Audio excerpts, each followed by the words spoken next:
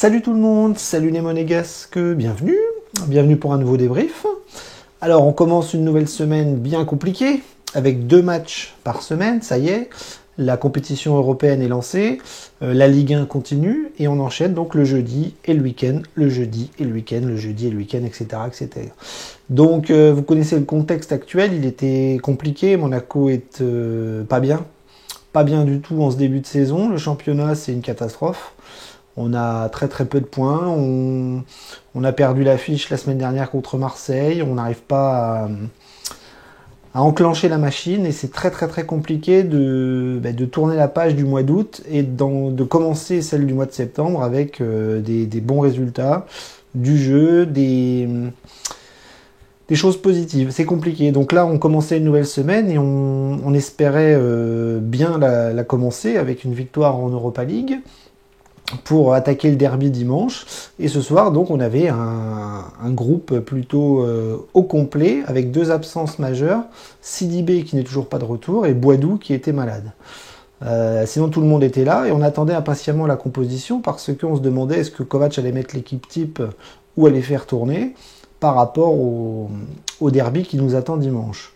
On se demandait même si Majeki n'allait pas être titulaire, parce que dans l'équipe, on avait vu que c'était possible. Et donc la composition est tombée, et on a vu que Kovac a fait pas mal tourner, en essayant de mélanger les titulaires et les remplaçants. Donc au coup d'envoi, on a eu Nubel dans les buts, donc pas de Majeki. La confiance est totale. Bon. Derrière, donc, on avait Aguilar qui était toujours côté droit, Jacobs qui remplaçait Caio Henrique, défense centrale Maripane revenait titulaire, ça c'est une bonne chose. Pavlovic était titulaire, milieu de terrain Tchouaméni aux côtés de Matazo, voilà, donc petit changement, mais pas trop. Sur les côtés, donc on avait Diatta qui était titulaire, Gelson Martins, Folland et Isidore. Forcément, il n'y avait pas de Boadou. Boadou aurait été titulaire, j'en suis quasiment sûr et certain. Et c'était Isidore donc, qui était titulaire. Voilà, je crois que j'ai oublié personne. Et donc le match a commencé. On était plutôt content de voir tourner. On était plutôt content de voir des titulaires. Donc c'était assez logique de voir tout ça. Donc la rencontre s'est plutôt bien passée. On a gagné 1-0. On a gagné sur le plus petit des scores. Et on est très heureux de faire relancer un petit peu la machine au niveau des points. Maintenant, on va voir que dans le contenu, c'est encore pas ça.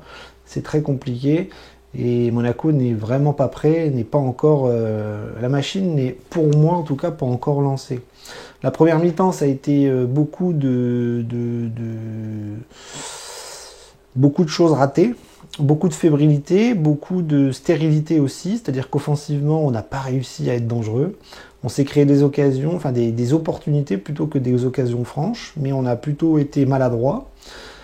Derrière, on n'a pas été trop maladroit puisque les Autrichiens de Graz ont été quand même assez faibles. On a joué, on va pas se mentir, on a joué l'équipe la plus faible du groupe. On a vu que ça a été une équipe qui n'était pas du tout dangereuse et on pensait que Monaco allait se réveiller et en claquer une bonne pelle au niveau des buts. Et puis en fait, non, on n'en a mis qu'un. Et heureusement qu'on l'a mis pour être bien lancé dans ce mini-championnat.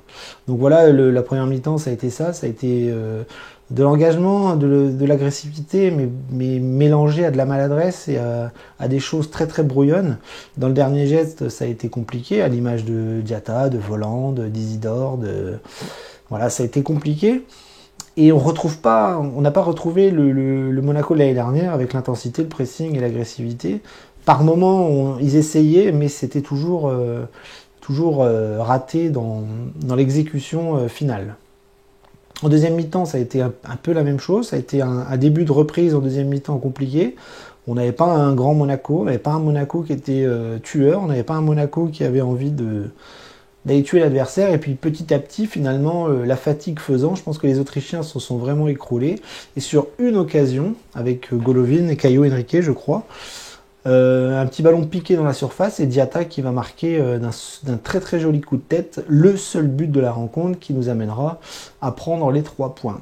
Mais globalement, ce qu'il faut retenir de la rencontre, c'est qu'on n'a pas vu un grand Monaco, on n'a pas vu des remplaçants au top niveau, si ce n'est un ou deux qui étaient quand même très très intéressants. Mais l'osmose collective, le Monaco de l'année dernière et la philosophie de Kovac, on ne l'a pas encore retrouvé. Et on se dit que si ce soir on avait joué contre une grosse équipe, que ce soit en Ligue 1 ou en Europa League, je ne sais pas, même le PSV ou la Real Sociedad, je ne suis pas sûr qu'on ait pu ramener les 3 points. Donc voilà, fébrile, stérile, brouillon, maladroit, pas super confiant, pas beaucoup de confiance chez certains joueurs. Et donc c'est un peu inquiétant, mais bon, l'argument est toujours le même, visiblement il faut du temps, il faut attendre que l'AS Monaco soit lancé. Bon, on attend en espérant que dimanche on ne soit pas trop en dessous de notre adversaire, un petit peu comme contre Marseille. Voilà. Donc au niveau des performances individuelles, on peut dire que il y en a qui ont un petit peu tiré leur épingle du jeu et d'autres pas vraiment. Nubel n'a pas eu grand chose à faire dans ce match, mais on a vu encore sa fébrilité, balle au pied. Voilà, moi j'ai vu des relances ratées, j'ai vu un petit peu de panique quand on lui donne le ballon. Alors les relances derrière, c'est toujours très très effrayant, je trouve. J'ai l'impression que Nubel n'est pas du tout à l'aise avec ça, avec les relances derrière. Quand il y a ces deux défenseurs centraux qui s'écartent, des fois il attend, et puis des fois il ne sait plus s'il faut dégager ou s'il faut la donner. Et ça donne souvent beaucoup de fébrilité balle au pied. Et je pense qu'il y a de ça aussi qui fait que ses performances dans les buts ne sont pas bonnes. Je pense qu'au niveau de la confiance, il n'y est pas du tout. Ce soir, on le voit encore, il ne sort pas beaucoup sur les corners, sur les coups francs. On a l'impression que c'est un joueur de ligne qui veut rester sur sa ligne et qui attend pour faire opposition avec son corps sans être un gardien sortant, imposant et taille patron. Voilà. Moi, je ne suis pas encore rassuré avec Nubel. Et comme disent les joueurs du staff, comme Kovac par exemple, attendons. Défensivement, on a vu que Maripane nous a fait quand même pas mal de bien, parce que lui, pour le coup, c'est un des meilleurs défenseurs centraux de l'effectif. On l'a vu que Disasi n'est pas au niveau.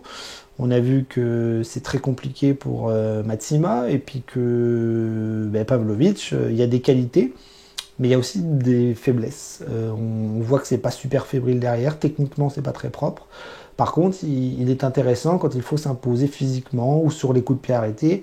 On le voit très très souvent, notamment en première mi-temps, où il essaye de prendre des ballons de la tête, il s'impose avec son corps, avec sa taille, et ça c'est quelque chose qu'on voit très très peu avec Badiachil, avec même Maripane ou autres défenseurs qui ont du mal à s'imposer sur les surfaces adverses. Donc Pavlovic a au moins le mérite de faire ça, mais techniquement, il y a quand même quelques lacunes. Donc Maripane, patron, Pavlovic, fébrile par moment. Et sur les côtés, Aguilar et Jacobs, oui, c'était Jacobs qui était côté gauche. Et on a vu que Jacobs, c'est pareil, c'est fébrile, techniquement, c'est bon, mais pas extraordinaire. Tactiquement, il se cherche encore, un peu comme Nubel. Alors, c'est normal, ils viennent d'arriver, mais on voit que ça fait des erreurs, ça fait des fautes. Jacobs a encore fait une faute hallucinante ce soir en mettant un énorme coup de pied sur un adversaire où il a pris un jaune. Et il est sorti à la mi-temps, pour moi, de façon assez naturelle, parce que il aurait peut-être pu prendre un deuxième jaune et laisser son équipe finir à 10. Donc Jacobs, non, pas encore extraordinaire. Aguilar s'est plutôt bien battu, il a fait plutôt un bon match, il n'a pas fait d'erreur là pour le coup, il n'a pas marqué contre son camp, il a fait le taf et je trouve qu'il a bien combiné, qu'il s'est bien entendu avec Diatta sur le côté droit. Milieu de terrain, Tchouaméni, c'était lui le patron, il avait même le brassard de capitaine, ce qui est assez intéressant de voir à quel point il évolue vite. Et Matazo a fait un bon match, j'ai trouvé même que Matazo a été très très très présent. Alors lui pour le coup il a donné beaucoup d'intensité, beaucoup de volume, beaucoup de récupération, et je pense que comme l'année dernière on a vu que la combinaison avec Tchouaméni était possible, et que même si le milieu de terrain n'a pas fait un match extraordinaire et a plutôt été en difficulté pour organiser le tout, on peut dire que Matazo a fait un très bon match et que Tchouaméni a fait le minimum pour assurer la victoire. Sur les côtés, donc on avait Diatta, je trouve qu'il a fait un très bon match. Je m'explique. On attendait de le voir un peu plus, on attendait de lui laisser quelques mois d'intégration, quelques temps. Et là, je pense qu'il commence à être à l'aise, il commence à être en confiance, il commence à comprendre ce que veut Kovac. Et pour moi, il a réussi un excellent match. J'aime beaucoup sa vitesse, j'aime beaucoup sa technique, j'aime beaucoup sa perforation, j'aime beaucoup comment il amène l'engagement sur son côté droit. Et même s'il a raté quelques occasions, notamment une frappe coup de pied ou plat du pied en première mi-temps qui part en tribune, il a essayé beaucoup et il aurait pu marquer même plus d'un but. Mais à l'image de sa tête en deuxième mi-temps, je trouve que c'est bien récompensé et que j'ai très très envie de le revoir sur le côté droit en espérant qu'il continue de progresser. Gelson, lui, il était côté gauche, il a essayé beaucoup, il a beaucoup percuté, beaucoup dribblé, il était face à des adversaires assez bas et assez faibles techniquement, et il a essayé de se procurer des occasions, notamment en première mi-temps où il met un défenseur dans le vent complètement, où il arrive à frapper. Je pense que si elle était cadrée, ça aurait été un but magnifique. Mais voilà, on connaît Gelson, c'est beaucoup d'énergie, beaucoup de percussion, beaucoup de vivacité dans les surfaces de réparation, mais c'est toujours pareil, il faut qu'il peaufine le geste final, à l'image de l'occasion que je viens de vous décrire. Devant Volland catastrophique, alors lui Volland il est comme Disasi, il est comme plein d'autres joueurs monégasques qui sont complètement à côté de la plaque en ce début de saison. On ne le reconnaît pas, on ne le reconnaît plus, il a des occasions franches, il les met complètement de travers, notamment la tête en première mi-temps qui rate complètement, enfin il est complètement perdu. L'année dernière, c'était la même chose, un début de saison difficile. On espère qu'il va continuer de progresser et qu'il va être au top dans les semaines qui viennent, mais du temps, on n'en a pas. Et ça serait bien qu'il se mette vite la tête et les yeux en face des trous, parce que c'est compliqué. Voilà. Pour moi, il est vraiment pas bon et ça fait chier. Isidore a eu beaucoup de mal. Alors Isidore, je l'aime beaucoup, mais je pense qu'il n'a pas le niveau pour jouer à Monaco à l'instant T. Il était en national l'année dernière. On ne peut pas lui demander des 1000 et des 100. On ne peut pas lui demander d'être extraordinaire sur le front de l'attaque. Je pense que Boadou va lui passer devant quand il aura assimilé un petit peu ce que veut l'entraîneur. Et je pense que ce soir, c'est Boadou qui aurait dû jouer. Il était malade. On espère le revoir prochainement, mais je pense qu'Isidore n'est pas du tout l'attaquant et l'avancante dont on a besoin aujourd'hui. Alors je ne sais pas qui peut être l'avancante dont on a besoin, parce que Ben Yedder est rentré, et on a vu des bonnes choses, mais on a vu aussi que sur le plan aérien, sur le plan physique, des fois c'est compliqué. Et comme on a besoin un peu de profondeur, on attend plus de la part de Boadou que d'Isidore, je pense. Malgré que ce soit lui qui joue un peu plus en ce moment. Les remplaçants ont amené quelques touches techniques par-ci par-là, comme Golovin, comme Fofana, comme Fabregas. Le match a été rendu assez facile en deuxième mi-temps quand on a réussi à marquer. Et donc on ne peut pas dire que les remplaçants ont fait des rentrées extraordinaires. Ils ont plutôt assuré, ils ont plutôt maîtrisé la fin de match, même si la première mi-temps et le début de la seconde étaient un peu compliqués. Donc voilà, pas grand-chose à dire sur les remplaçants. Mais je pense que les deux hommes du match, ce sera pour moi, en tout cas, Matazo et Diatta. Bien, on va s'arrêter là.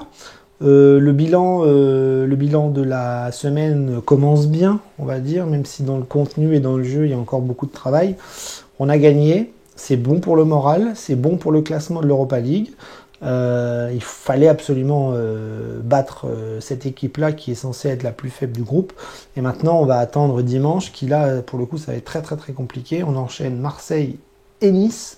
C'est le derby, ce sera à Nice, donc ça va, on va pas voyager très très loin.